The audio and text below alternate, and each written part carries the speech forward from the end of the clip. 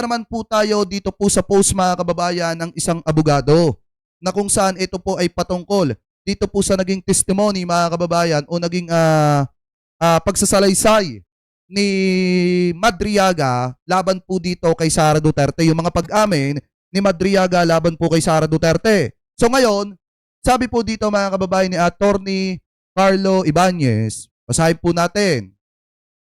Kasi bakit daw ngayon maingay itong si Madriaga? At bakit daw yung mga DDZ tila natatakot kay Madriaga mga kababayan? So eto, basahin po natin itong nilalaman ng post mga kababayan ni Attorney Carlo Ibanez. Kasi dito natin masasabi na dapat na talagang mag-resign itong si Sara. Pero bago natin basahin yan, inom muna tayo ng tubig ha. Sorry. Sabi po dito mga kababayan, why do people believe Ramel Madriaga? Bakit daw marami mga tao ang bumibilib? Dito daw po kay Ramel Madriaga doon sa isinagawa niyang pagsisiwalat laban po sa mga Duterte at laban dito kay Sara Duterte. Sabi po dito mga kababayan, ito daw. Yan. Sobrang simple ng sagot because for the longest time, may malaking butas sa kwento ni Sara Duterte at si Madriaga lang ang unang taong nag-fill in the details. Siya lang ang taong sumagot kung nasaan napunta ang confidential funds at kung saan nagpunta ang pera ng mamamayang Pilipino or napunta ang pera ng taong bayan. Sabi pa dito, remember that the people had been asking saan napunta ang confidential funds. Paano naubos ang 125 million in just 11 days? Sino itong mga taong pinagbigyan ng pera? For the months, people ask for the clarity. For the months, they refuse to explain. Ibig sabihin, sa mga nagdaan na buwan, mga kababayan, marami tayong nananawagan at nagtatanong saan nga ba napunta ang pera ng taong bayan. At maraming beses din na nirefuse o tinanggihan ni Sara Duterte na sagutin yung mga bagay na yan. Sabi pa dito mga kababayan, ito daw. Ang sagot lang pala is confidential ang funds kaya hindi pwedeng sagutin ang tanong. Yan ang lagi sinasabi ni Sara at ng kanya mga kaalyado mga kababayan. Pero kung pera ng bayan ang ginastos mo, you can just hide behind the word confidential. Then suddenly, dumating si Madriaga and his statements, if true, fit perfectly into the mystery. His story explain paano nawala ang 125 million in just 11 days. His story answered the question, sino ang pinagbigyan ng pera? Lahat po yan nasagot ni Madriaga. Lahat po yan na isiwalat mga kababayan ni Madriaga. Kaya nga tawag dito, kaya nga hindi maipaliwanag ng mga DDZ kung paano nila didepensahan ito pong si Sara Duterte. Kasi si Madriaga na yung susi sa lahat ng kasinungalingan ng mga Duterte, mga kababayan. Oy, wait lang, may nag-comment dito. Sabi nila ni Tataon, both PBBM and Martin. Pero paano kung kailangan mong mamili ng isa? Sino yung masusuportahan mo? Si PBBM ba o si Martin? Isa lang yung dapat mong piliin. Hindi naman pwedeng loyalist ka ni Martin Romualdez at hindi naman pwedeng Marcos loyalist ka, isisigaw mo. 'Di ba? Lalo na ngayon at nasasangkot sa issue ng maanumalyang flood control, itong si Martin Romualdez. Pwede ka mamili, pero hindi mo pwedeng pagsabayin. 'Di ba mga kababayan? Anyway, sabi pa dito, basahin pa natin, balik tayo dito sa main topic mga kababayan. Sabi pa po dito, sabi niya, gumawa daw siya ng multiple cash drops in the cars and duffel bags worth millions. Pinangalanan niya ang mga individual kung kanino niya binigay for the first time. Someone appeared, a narrative that explained how the money could vanish in 11 days. It may be shocking, but it answered the question that Sara Duterte consistently refuses to answer mga kababayan. Kasi nga naman, si Madriaga yung naging liwanag ng taong bayan at naging kasagutan kung saan napunta yung lintik na confidential funds na yan na hanggang ngayon mga kababayan ay hindi masagot-sagot ni Sara Duterte. Sabi pa dito, that's why people believe Madriaga not because he's perfect, not because he has no motive, but because Sara never give an alternative explanation mga kababayan. Ito pa daw, kapag ka may malaking tanong at ikaw mismo ang tumatangging magpaliwanag, hindi mo na pwedeng sisihin ang publiko kung maniniwala sa taong nagbibigay ng sagot. And here's a very simple truth. If Sara Duterte wants to refuse Madriaga testimony, she only has to do one thing. Ipaliwanag niya ng maayos kung saan talaga napunta ang 125 million pesos.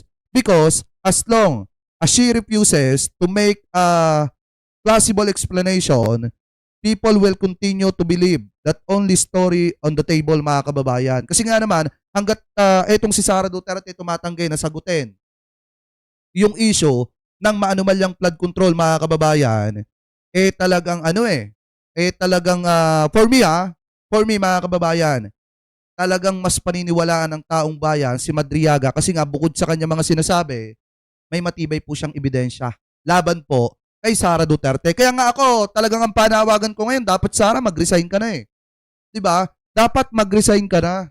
Yan yung pinakamainam na dapat mong gawin, lalo na at sukol ka na dito, butas na butas ka na sa isyong ito. 'Di ba? Oy. Yan nandito ba si Attorney Claire?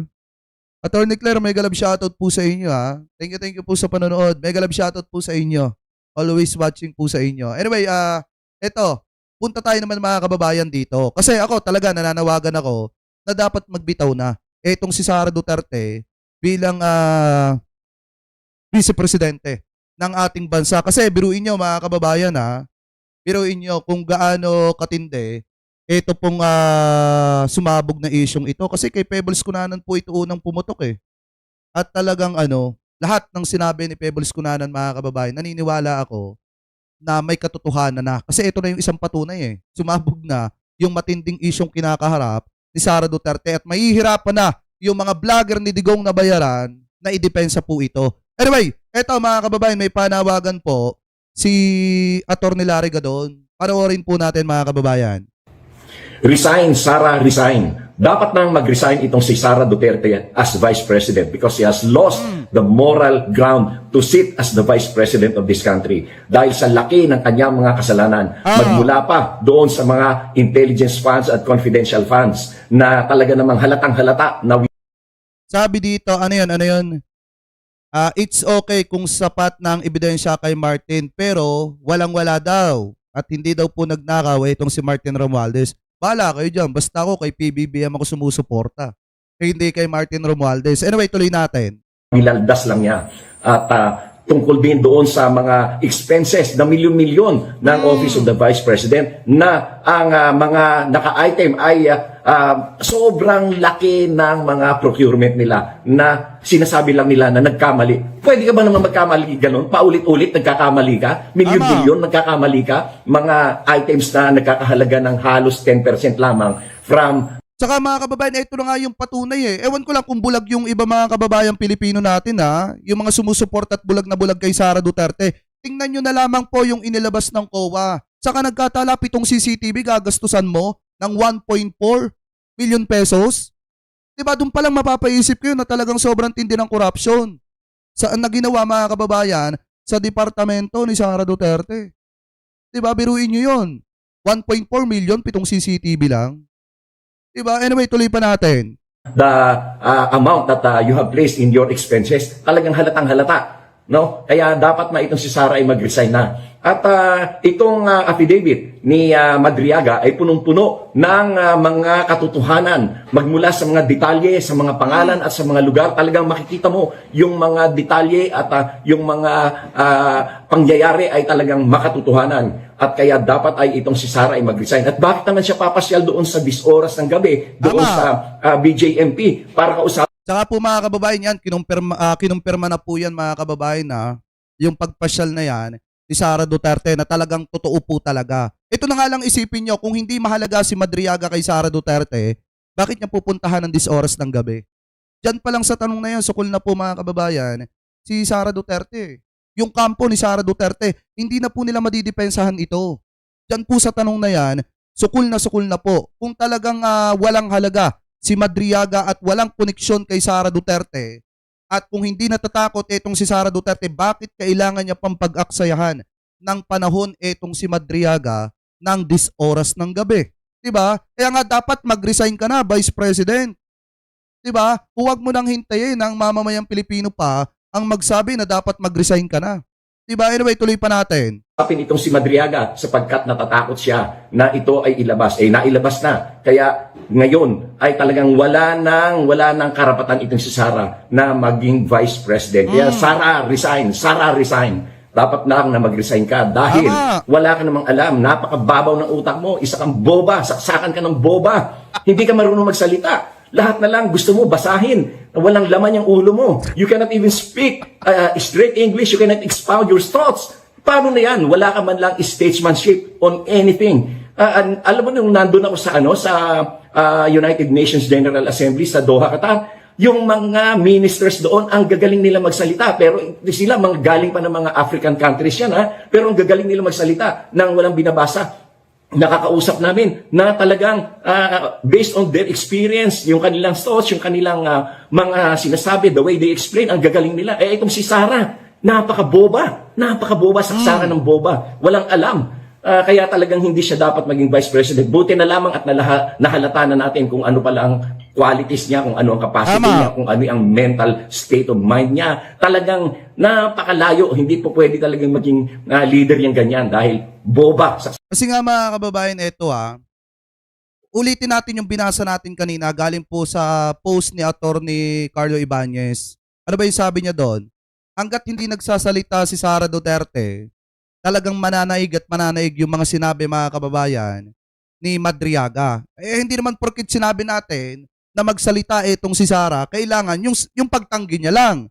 Kailangan patutuhanin niya rin mga kababayan na hindi talaga siya connected dito po kay Madriaga. Ang problema, may ebidensya kasi si Madriaga na connected mga kababayan itong si Sara Duterte sa kanya. At alam niya lahat ng baho ng pamilyang Duterte, yung mga maduduming negosyo ng mga Duterte, alam na alam po ni Madriaga yan. Kaya nga mga kababayan, wala nang magagawa dito ang kampo ni Sara Duterte. Mahihirapan sila na idepensa ito. Kaya nga si Roque nagmukhang tanga nung idinidepensa niya, ito pong si Sara kay Madriaga. Alam talaga natin mga kababayan na kahit anong pagtanggi ni Harry Roque, kahit anong kasinungalingan na ilabas ng kampo ni Sara, hindi na po niya mga kababayan nila na ididepensa si Sara. Saka ng boba. At wala talagang alam. At bukod pa doon, indulgence tayo pa. Kaya dapat talaga, mag-resign ka na. Sara, mag-resign ka na. Ginugulo nyo ang Pilipinas. Puro kayo destabilization. Masama ang epekto sa ating bansa, pero sige pa rin kayo. Hindi kayo nag-iisip para sa bansa. Iniisip nyo, kaya nyo kasi gustong mag-resign si BBM or tanggalin si BBM, ay para makalibre kayo sa inyong mga kasalanan, para maitago ang inyong mga kaso. Kaya ganyan. Kaya kayo nagdi-destabilize. Kaya ikaw, Sara, dapat mag-resign ka na. Wala kang silbi. Boba ka. Boba, saksakan ng boba. Nananawagan ako sa ating mga otoridad na ilipat ng detention si Madriaga because of the propensity of Sara Duterte to order killings. Kung si Presidente Bongbong Marcos, si Lisa at si Martin nga ay inorderan niya na patayin. What more pa itong si Madriaga na nakakulong. Kaya dapat ay ilipat yan at bantayan ng gusto, pati sa pagkain. At baka siya ay lasunin. At baka rin siya ay patayin dyan sa riot dyan, sa BJMP. Kaya dapat ilipat yan sa lalong madaling panahon. Agad-agad ay ilipat. At yan ay bigyan ng proteksyon na hindi siya magagalaw ng kahit sino man. At mahirap na, baka yan ay patayin yan. Alam nyo naman, yung kanyang binabanggit doon sa kanyang affidavit ay mahilig magsalita ng ipapapatay. Kaya dapat yan ay talagang pangalagaan. Tama. Kaya dapat talaga mga kababayan maproteksyonan, mabigyan ng matinding proteksyon ito pong si Madriaga, kasi alam naman po natin kung ano po talagang ugali meron yung ating Vice President. 'Di ba? Mahilig nga mag-hire para magpatumba ng tao mga kababayan. So ibig sabihin, kung ang presidente, ang first lady at ang dating House Speaker na napapagbantaan po niya yung buhay, paano pa kaya yung simpleng tao na katulad ni Madriaga na maraming nalalaman, laban po dito sa pamilyang Duterte at alam ang mga illegal na negosyo na pinasok ng pamilyang Duterte, di mas lalo na yan mga kababayan, hindi magdadalawang isip na mag-aksaya si Sara Duterte ng pera para lamang po mawala sa landas niya ito pong si Madriaga. So kayo, mga kababayan, kung kayo po ang tatanungin, dapat po ba talaga mga kababayan na ito pong si Sara Duterte ay magbitiw na sa kanyang pwesto dahil bukod sa hindi po talaga nagtatrabaho yan, talagang maliwanag mga kababayan na puro travel lang yung ginagawa niyan at maliwanag din na sangkot po yan mga kababayan sa hindi po mga magagandang gawain at yung mga negosyo nila ay hindi po talaga di umano.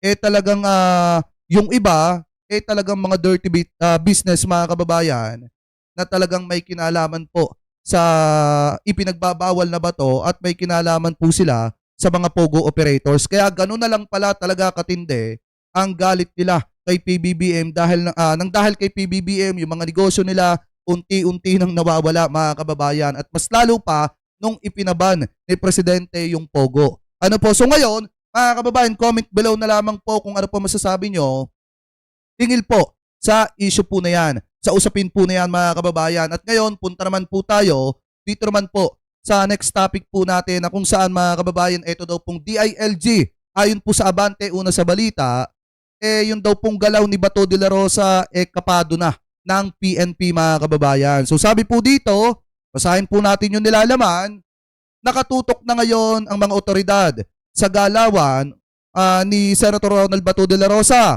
kasunod ng mga ulat na naglabas na ng International Criminal Court ICC ng warrant of arrest laban po sa kanya. Ayon sa isang opisyal ng Department of the Interior and Local Government DILG, itong Biyernes, Disyembre 12, paliwanag ni DILG Undersecretary Rolando Puno, pinaghahandaan na lang ng gobyerno ang mga susunod na kaganapan lalo pat hindi nagpapakita si Senator Ronald Bato de la Rosa sa Senado, mga kababayan. And then kung titingnan pa natin, sabi pa dito, natutunugan na aniya ng mga otoridad ng galawan ni de la Rosa at namomonitor na ang pinupuntahan nito sa 6 na lugar sa bansa nitong nakalipas na 3 linggo kung saan ay kadalasang nasa bahay umano ng kanyang mga kaibigan ang senador, mga kababayan. Sabi pa dito, ibinunyag pa ni Puno na iba't ibang sasakyan ang ginagamit ni De La Rosa kapag bumabiyahe. Pero lahat umano ng galaw ni De La Rosa ay namomonitor na sa loob lamang ito ng bansa, mga kababayan. Sabi pa dito, nilinaw ni Puno na gusto lang nilang tiyakin ang kinaroroonan ni De La Rosa ngayong may napipintong arrest warrant ang ICC laban po sa senador. Binigyan din naman ng opisyal na hindi tinuturing na pugante si De La Rosa dahil wala pa itong arrest warrant, mga kababayan. So ngayon, yung mga pinagtataguang lugar ni De La Rosa, yung mga sasakyan na ginagamit po niya at yung mga kaibigan niya na posible pong magkup sa kanya, yan po ay nakamonitor na daw di umano sa ating mga kapulisan. So ngayon, malaki ang posibilidad, mga kababayan, na kung talagang i-implement na yung arrest warrant laban po kay De La Rosa, talagang maaaresto at maaaresto po yan. Malaki din ang posibilidad na maging katulad na lamang po siya, mga kababayan, ni Digonggong na naging karton at sinasamba ng mga DD-shit. Dahil alam nyo ba, mga kababayan, siguro posible din na mangyari ito kay Bato de la Rosa na maging karton po siya tapos ilulubog sa dagat. Katulad itong ginawa, mga kababayan, ng mga taga-suporta ni Duterte na kung saan inilubog po, mga kababayan, itong si Digong sa dagat at yung larawan ni Digong sa dagat at dito na sila nag-rally, mga kababayan. Kasi yung mga rally po nila na di umano'y pinopondohan ni Alputera, ni Small Boy, sa pamamagitan ni Alputera, mga kababayan, hindi na po umuobra eh. Kumbaga, yung panghihikayat nila sa taong bayan na mag-rally, talagang hindi na po nagtatagumpay. At yung mga kababayan Pilipino po natin, napagod na sumuporta at sumama doon po sa mga rally na isinasagawa po nila laban po sa gobyerno. Kaya siguro yung iba, dito na lamang po nag-rally sa ilalim ng dagat. Kasama yung larawan ni Digong na inilubog po sa dagat. Eto, panoorin natin, mga kababayan. Yan o. Yan mga kababayan o. Ito. Yan o. Dapat nagdala sila dito ng jet ski, no? Nagpaikot-ikot sila dyan sa West Philippines eh. Dala-dala itong bring him home ni Digonggong. Ayan o. Diba? Ilang katao ito? 1, 2, 3, 4, 5. 6, 7. 7 tao sila. Mga kababayan, 7 tao nagrally sa ilalim ng dagat para ipanawagan ang pagbabalik kay Digonggong kasi hindi na umubra yung power ng mga senator na gumawa ng resolusyon para pabalikin ng Pilipinas etong si Digong. Hindi na rin umubra yung apela nila sa ICC Chamber, mga kababayan, na bigyan ng interim release etong si Digong. Hindi na rin umubra yung mga rally nila na di umano ay pinopondohan ni Small Boy. Ano po ni Small Boy para sa pamamagitan ni Alputera para ipagpatuloy yung mga rally, mga maisog rally nila. Ngayon mga kababayan, ganito daw po yung isinagawa nila. Nagrally na lamang po sila sa ilalim ng dagat para lamang po siguro ipakita yung panawagan nila na pabalikin na ng Pilipinas etong si Digong. Kaso ang problema, wala mga kababayan Wala pa rin. Nagmukha lang silang mga siraulo dito sa totoo lang. Mga kababayan, ikaw ba naman, kung hindi ka ba naman uto-uto, magdala ka ng karta ng tarpaulin, ilubog mo si Digong sa dagat. Manawagan ka na palayain si Digong, pipito lang kayo. Wala na ba talagang budget? Hindi, ito, tanong ko lang naman mga kababayan. Wala na ba talagang budget ha? Naipumudmud na ba doon sa mga vlogger? Ni Digonggong. Hindi, ako nagtatanong lang naman. Kasi di ba, biruin nyo, may mga vlogger dyan na sinusugo ang kampo ni Digonggong para manghikayat ng mga PBBM vlogger. Inalok ng may pakondo pa daw mga kababayan. Di ba? Biruin nyo kung gaano katindi ito. Siguro naubos na yung mga pondo ng mga ito mga kababayan. Siguro wala nang pera si Small Boy para ponduhan mga kababayan. Ito pong mga rally nila. Di ba? Siguro dahil nabisto natin mga kababayan na si Small Boy yung nasa likod ng mga parali nila, baka itinigil na yung pamimigay kay Alputera. 'Di ba? Yung pamumudmod ng pera dito sa kampo ni Digonggong, di umano sa pamamagitan nito pong si Alputera. Tayo nagtatanong lang naman. 'Di ba? Siguro ito yung kinakatakot ni Bato de la Rosa kaya maaga pa lang nagtatago na kasi baka mamaya maging karton po siya o kaya tarpaulin. Tapos ilublob din sa ilalim ng dagat habang nagre-request na pabalikin na ng Pilipinas ito po mga sangkot na ito sa di umano pagpapatumba ng mga kababayan Pilipino po natin. 'Di ba? Sa pagtapak sa karapatan ng taong bayan nung panahon na sila nasa kapangyarihan. So kayo, mga kababayan, ano po ang masasabi ninyo hingil po dito sa pinaggagawang ito ng mga taga-suporta ni Digong kasi wala na Talagang yung mga rally po nila, hindi na po tinatangkilik ng mamamayang Pilipino. Yung mga rally po nila, wala nang nakikinig, wala nang sumusuporta kasi puro destabilization lang ang, tawag dito, puro destabilization lang ang ginagawa. Ano po nila, laban po sa ating gobyerno. Kaya yung taong bayan, mas inuuna yung pagtatrabaho nila, yung mga trabaho po nila, kaysa po sa kung anuman na walang kakwenta-kwenta na pinaggagawa ng kampo ni Digonggong. Anyway, mga kababayan, kayo po, ano po ang komento ninyo hingil po sa mga topic na ito na tinalakay po natin? Comment below na lamang po kung ano po masasabi ninyo hingil po sa mga topic na yan na hinimay po natin.